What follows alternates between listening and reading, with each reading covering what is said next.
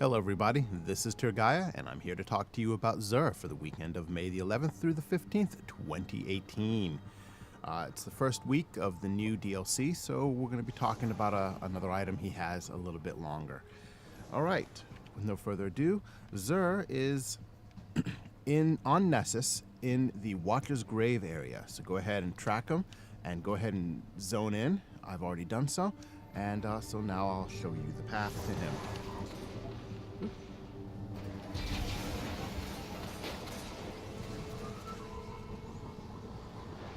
So you can see him up in that tree over there.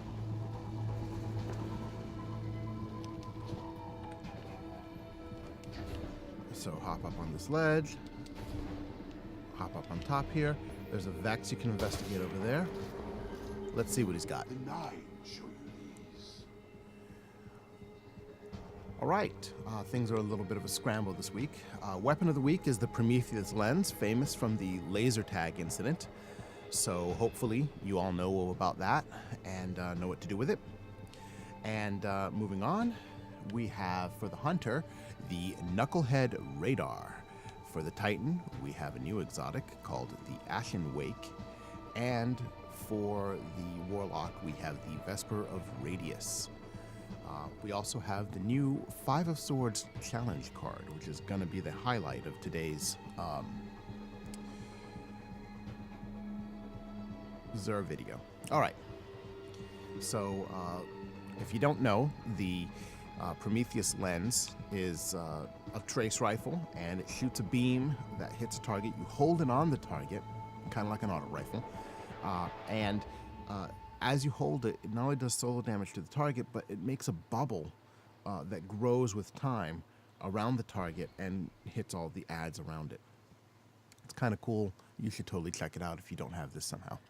All right, moving on for the Hunter, the Knucklehead Radar. This is a returning exotic from Destiny 1, and it is improved in that in Destiny 1, it gave you radar when ADS on your primary, but in Destiny 2, it gives you ADS while it gives you radar while ADS on all of your weapons.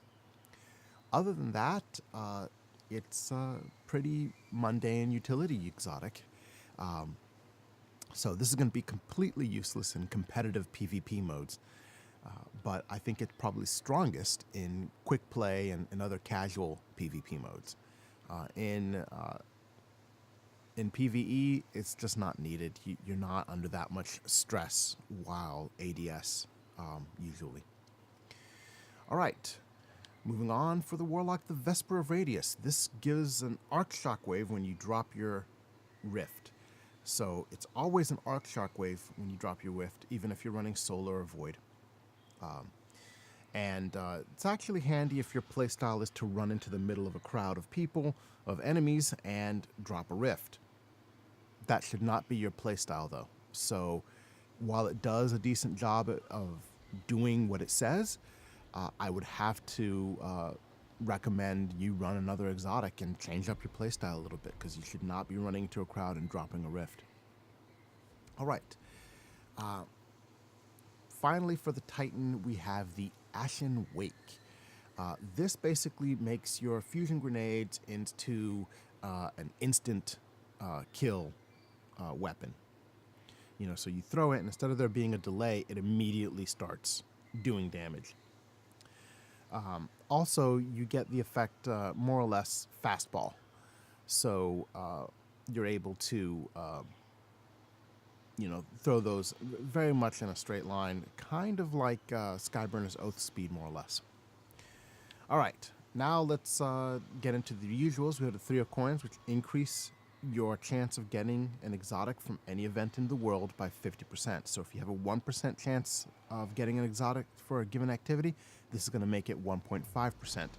And the Isochronal Engram, or the Faded Engram, which gives you an exotic you don't already have in your collection. All right, and let's hit the highlight, the 5 of Swords challenge card. I'm going to go ahead and acquire one, and let's go ahead and take a look at it. What this does is it changes your blue Nightfall challenge card into this one and gives you access to more types of handicaps. So you've got the regular handicap increase and decrease. You've got the Singe. And you also have over here, this gives you a bonus, so you can have Grenadier, Brawler, Heavyweight, depending on what you want turned on.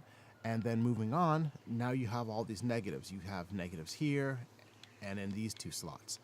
And the negatives are all the same. It's Extinguish, Match Game, Attrition, Momentum, Grounded, Blackout, Iron, and Famine.